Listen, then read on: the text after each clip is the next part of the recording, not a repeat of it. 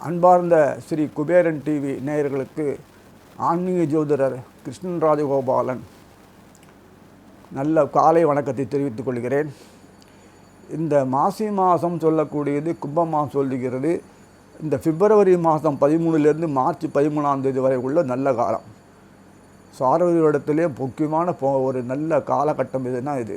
தை மாதத்தை பிறகு ரிசல்ட் வேணும் இல்லையா, இம்ப்ளிமெண்டேஷன் ஆஃப் பிளானிங் அவுட்புட் இதெல்லாம் வரும்போது இந்த கும்ப மாதத்தில் இருந்தால் சரியான நிலைக்கு இயங்கிறதுக்கு உண்டான கோல்சாரில் கிரகங்கள் அமைப்பை தோற்றுவித்துள்ளது.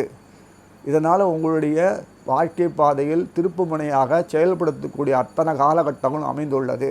நீங்கள் அமைதியாக ஆனந்தமாக சிறப்பாக டீம் ஒர்க் சொல்லக்கூடிய கூட்டாக எல்லாம் ஒருங்கிணைந்து செயல்கூடிய நல்ல அமைப்பு வந்திருக்குனால தொழிலையோ அல்லது வாணிபத்திலையோ அல்லது சிறப்பான தனிப்பட்ட முறையில் சிறு வியாபாரங்களோ குறு வியாபாரங்களோ எல்லாமே நடக்கும். மங்களகரமான விஷயங்களுக்கெல்லாம் நீங்கள் ஏற்பாடு செய்யலாம், நல்ல விஷயங்கள்லாம் ஏற்படுத்தலாம். அதனால் எல்லா விதமான சௌகரியங்களும் பிரச்சனைகளுக்கெல்லாம் முற்றுப்புள்ளி.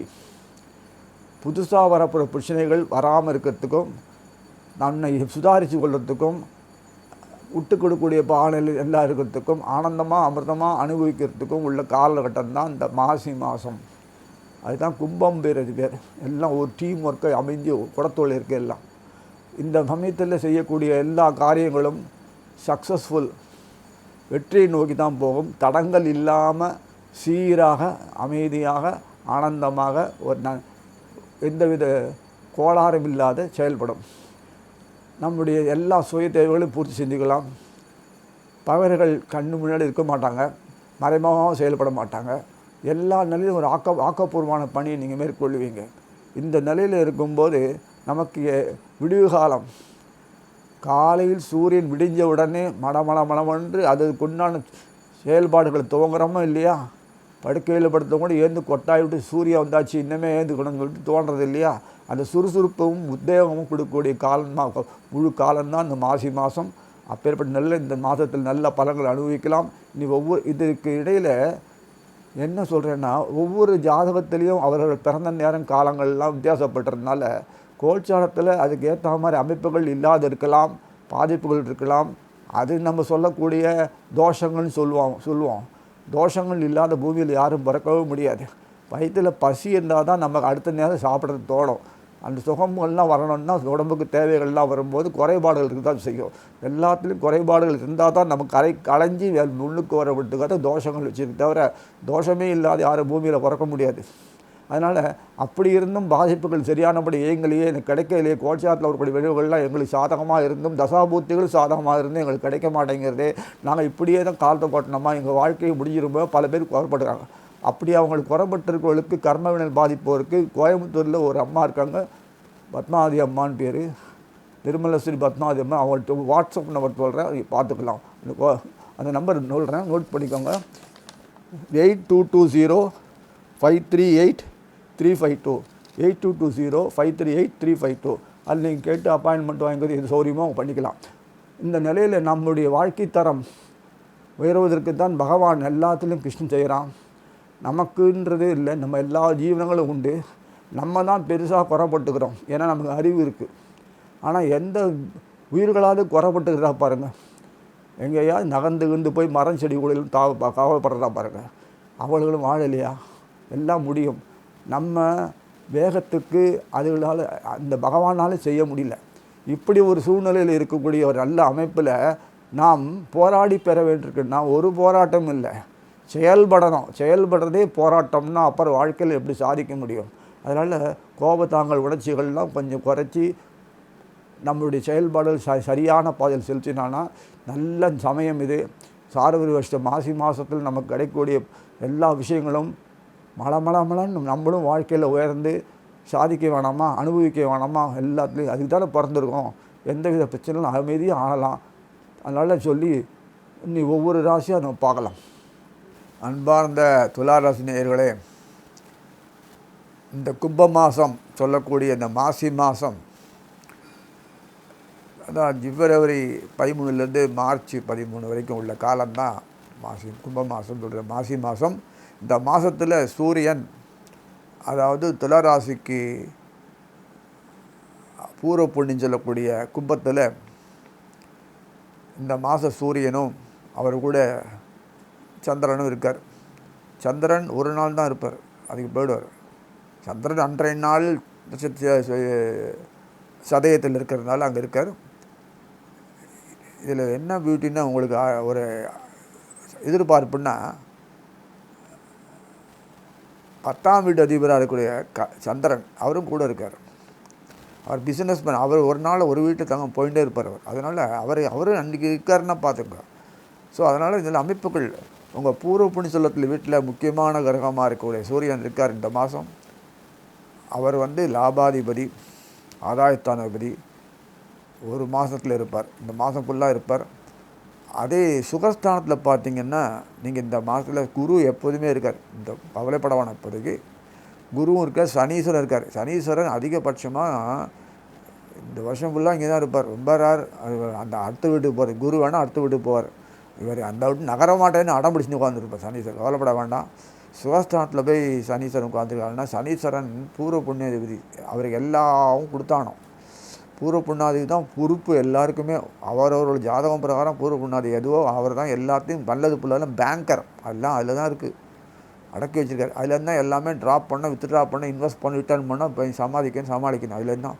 ஸோ அந்த பூர்வ புண்ணியத்தில் வரக்கூடிய வினைகளுக்கு தகுந்த மாதிரி சம்மந்தப்பட்ட சனீஸ்வரன் சுகத்தில் உட்காந்துரு. சுகம்தான் வாழ்க்கை வேணும். சுகம்ன்றது தாய் ஸ்தானம் மட்டுமில்லை, எல்லா விதமான ஸ்தானம் தான். அது அறிவுக்கு மேல் அறிவு பயன்படுத்தி பண்ணக்கூடியது. ஸோ அந்த ஒரு அமைப்பில் தான் இருக்குது. நல்ல அருமையாக இருக்குது. நமக்கு சம்மந்தப்பட்ட 6ஆம் வீடு முதலீடு ஸ்தானத்து குருவானவர் அழகாக சுகஸ்தானத்தில் உட்காந்துருக்கார். அப்போ கரைஞ்சிருமே எல்லாம்னா கரையாது. சனீஸ்வரன் கூட இருக்கார்.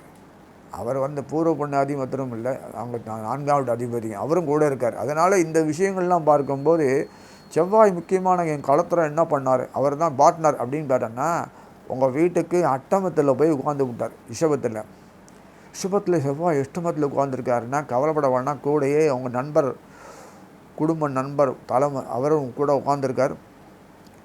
ராகு உட்காந்துருக்கார். 2ஆம் வீட்டில் கேது உட்காந்துருக்கார்.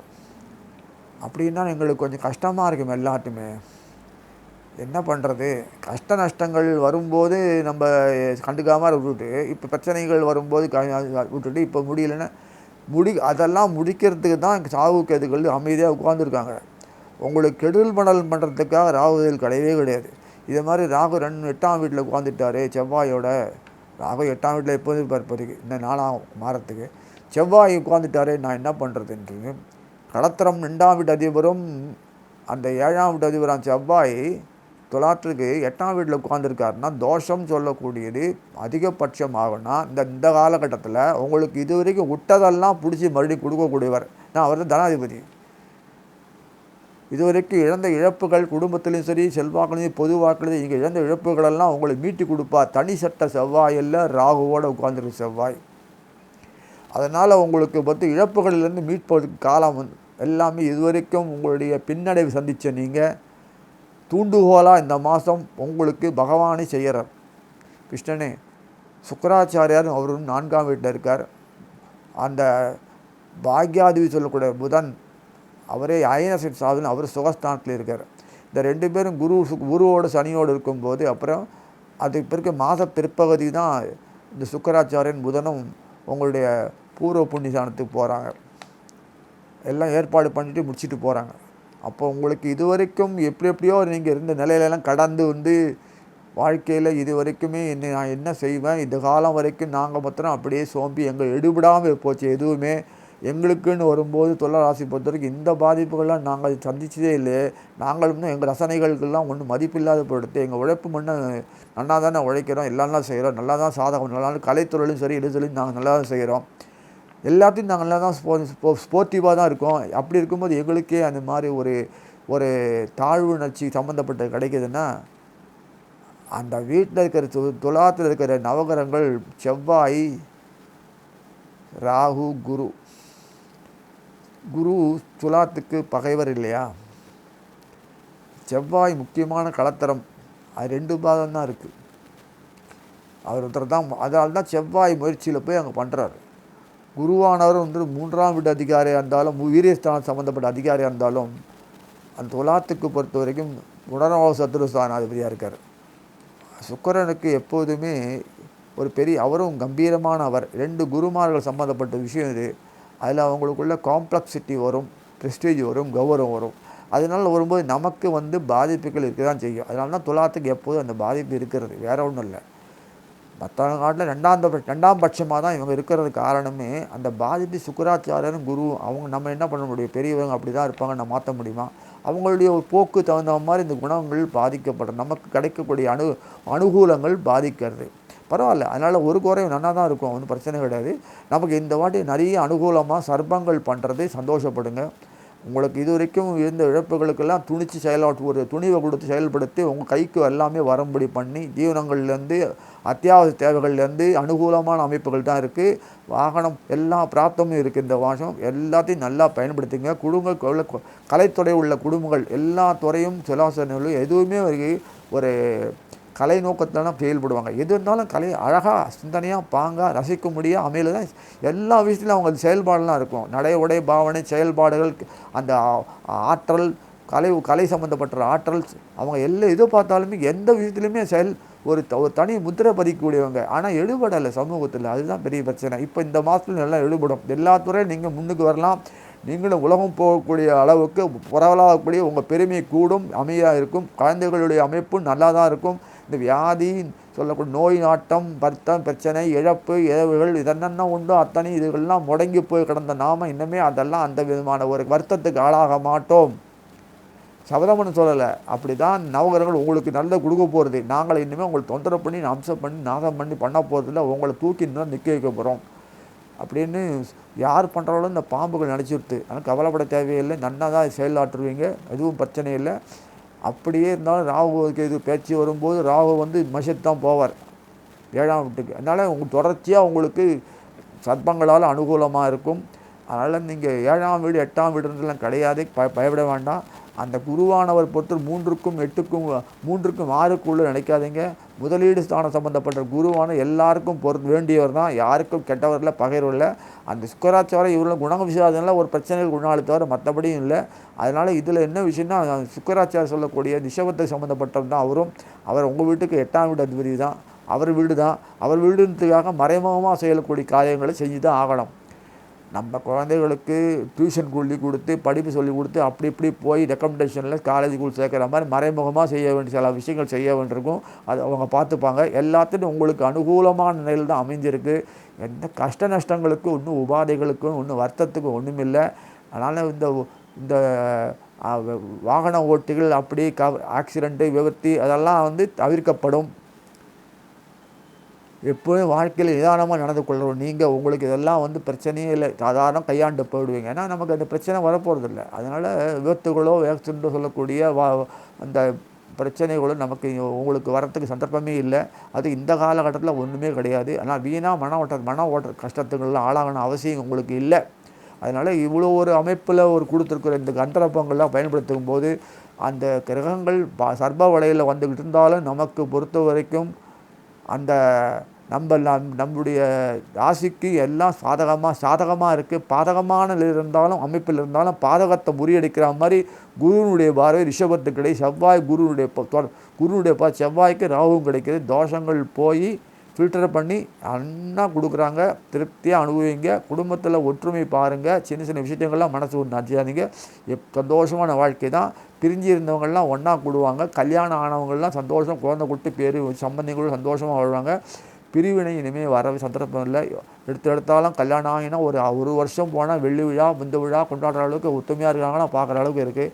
அப்படியே இருந்தாலும் குடும்பத்தில் ஏனோதானம் தான் இருக்காங்க. தனியாக உடனடியாக நம்ம ஹாஸ்டலில் இருக்கிற மாதிரி அமைப்பெல்லாம் உண்டாருது. இந்த மாதிரி பேரண்ட்ஸுங்கள்லாம் கஷ்டப்படுற வயசானவங்க கஷ்டப்படுறவங்க ஆதரவு இல்லாத பொறுத்த நிறைய நாட்டில் எங்கே பார்த்தாலும் இருக்குது. இந்த நிலையெல்லாம் மாறிடும். எல்லாம் நீங்கள் போய் உங்களுக்கு ஆதரவு இத்தனை நாளாக இருந்த குழந்தைகள் ஆதரவு எல்லாமே கிடைக்கும். கவலைப்பட வேண்டாம். வீடு வாச அமைப்புகள் நன்னாவே வரும். சௌக்கியமாக வாழ முடியும் காலகட்டம் வந்திருக்கு. பிரச்சனைகளை பெரும்பாலும் தவிர்த்து நின்று உங்களுக்கு அனுகூலமாக இருக்கக்கூடிய ஒரு காலமாக இந்த மாதம் நிறைவு பெறும் சொல்லி அமைகிறேன். ஸ்ரீ குபேரன் டிவியை பார்த்தமைக்கு நன்றிகள். மேலும் இது போன்ற தகவல்களை தெரிந்து கொள்ள ஸ்ரீ குபேரன் டிவியை சப்ஸ்கிரைப் செய்யுங்கள். மறக்காமல் பெல் ஐக்கானை கிளிக் செய்யுங்கள்.